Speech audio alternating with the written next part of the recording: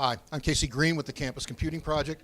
We're here in Las Vegas at TransformingEDU 2014, scheduled in conjunction with the annual Consumer Electronics Show. I'm talking with Michael Moe, who's a co-founder of GSV. Michael, thanks for your time today. Oh, my pleasure. So, Mike, you have been sort of the, and I say this cautiously, I say this respect, you're kind of the Yoda for a lot of folks who want to get in that intersection of innovation in education and creating new businesses to serve the education community. And you've been doing this for a long time. I still have on my bookshelf the report you did some years ago for Merrill Lynch. A lot of folks use that as kind of a map for a world during the dot-com era. There was a lot of interest in education during the dot-com period. There's a lot of interest coming back. Investment is up. It's incredible. I was reading something earlier this week, the year-end 2012 to 13, investment is up 170% over last year, broadly defined. You've had a chance to watch a lot of this. What's the catalyst? What's the driver for a lot of the interest in building new businesses, building new services for education now? Yeah, I mean, I think, and you made the right reference, was, some people say we've seen this movie before, and that movie didn't end so great. I think there's a lot of people who say that they saw that movie before. Right, and so I think a big piece of what I think is different this time is a dozen years ago, a lot of it was on hopes and dreams, but you really didn't have the infrastructure or the ability to deliver against that conceptual opportunity. I mean, I think what gets people excited about the education market is, one, it's obviously enormous. Secondly, it's fundamental to society, and only more so. We're in a knowledge economy, global marketplace where education makes the difference, not only how an individual does, but how a company does, and for that matter, how well a country does. But now what you're starting to see is, you've got this infrastructure where basically you've got ubiquitous internet, you've got a computer that have people keep in their pocket, Yeah. You have digital natives that are part of the delivery system. Again, one big issue 13 years ago, not only did you not have technology, but you had people that were afraid of technology. Right.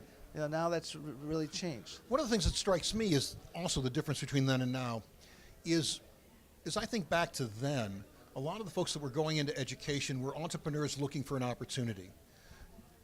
The folks that I see now, the folks that I talk with now, these are folks coming directly out of education saying, you know what, this sucks and we can do better. And so they have a personal experience and a personal investment as opposed to, gee, there's an opportunity over here, how do I map that opportunity as opposed to this opportunity? Is that a fair assessment, more direct involvement and experience as a catalyst?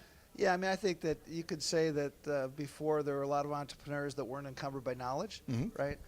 Today, and I think part of this is just the development. A lot of pieces have come together here. You have not only from traditional education backgrounds, but you have Teach for America now, it's 20 years old. You've got a lot of alumni that had that experience. You have people that came from places like Edison and Kaplan and so forth that have a real experience and perspective that now bring into fresh new ideas.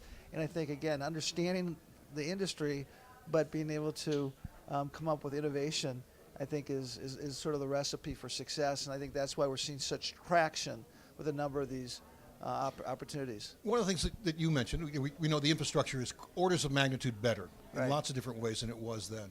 What are some of the other things that are different? What do the investors know now that they didn't know now other than infrastructure? And what do the aspiring entrepreneurs know now that they didn't then? Well, I mean, I think one of the fundamental issues is I think people saw studies, over 30 years showing about issues in education, how you have problems. Now people are living with real life experience. I think that was sort of a conceptual opportunity. People said, okay, that's a problem. But now you're looking at things like Occupy Wall Street, and people might dismiss these people and say, well, what are they even arguing about? What they're arguing about is they don't feel there's a growing part of the population that doesn't feel like they're participating in the future. And guess what? They're right, they're not. And so the way that they're going to get that opportunity to participate in the future is through getting more skills, better knowledge, better education that allow them to have the skill set that allows them to be successful. And I think that people understand that fundamentally. I think you also, and so whether it's businesses that understand that, whether college graduates understand that, this whole system, it's hyper aware of the need for new ideas, solutions to problems, and I think it's very exciting because I do think you're seeing tremendous businesses that are popping up addressing these issues. If I'm an aspiring entrepreneur, edupreneur, whatever we want to call these folks, aside from issues about product or service or whatever it is that I hope to do or do better, what are the three things I really need to understand what are the things I should look for that I don't know? Well, first and foremost, I do believe that the underlying themes or trends that are going to make businesses successful in this marketplace are as follows. One is what I call this concept of return on education, or ROE. If you're going to have a successful education company, whether you're delivering an online program or technology or service, what you have to demonstrate is a clear return for that person's time and investment, that they're actually going to get opportunity, they're going to learn something that's going to provide Something gets better. something gets better, tangible. Second piece that I think is critical is what I call this reality of Kaizen EDU, the Japanese term for Kaizen, continuous improvement. Kaizen EDU is about this continuous learning. People no longer are just going to fill up their knowledge tank to age 25 and drive off through life. They're going to continually need to be replenished this knowledge because the world's so dynamic.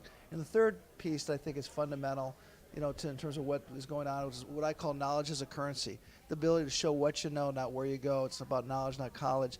And this ability to basically have a tangible currency that goes along with what I've spent time on, what I've learned. If I'm thinking about K-12 versus higher ed, I'm one of these aspiring entrepreneurs. You talk with both. What are some of the similarities or differences that I should attend to? It's not all education. Yeah, These are different worlds.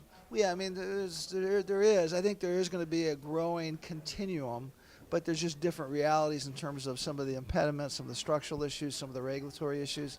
But the similarities go back to what I just described. I mean, ROE is a major league concept that's going to apply to K-12 or to higher ed. I think the higher ed marketplace is on the verge of being changed pretty dramatically for a lot of good reasons. And I think that's going to both create opportunities, it's going to create some issues, and it's good for the smart entrepreneurs that can address those issues in terms of what is needed and what type of solutions you're going to provide. But it's going to be very painful for a number of providers here. And what about K-12? Is that on the same level of potential change? I think it's going through change. I think and I think a lot of things that just sort of happen that all of a sudden you look up and you say, wow, it's a different marketplace. So charter schools, which 20 years old, you say all of a sudden, you've got you got 2 million students, 6,000 charter schools in the United States. It's a $20 billion market, and it's all of a sudden it's pretty significant.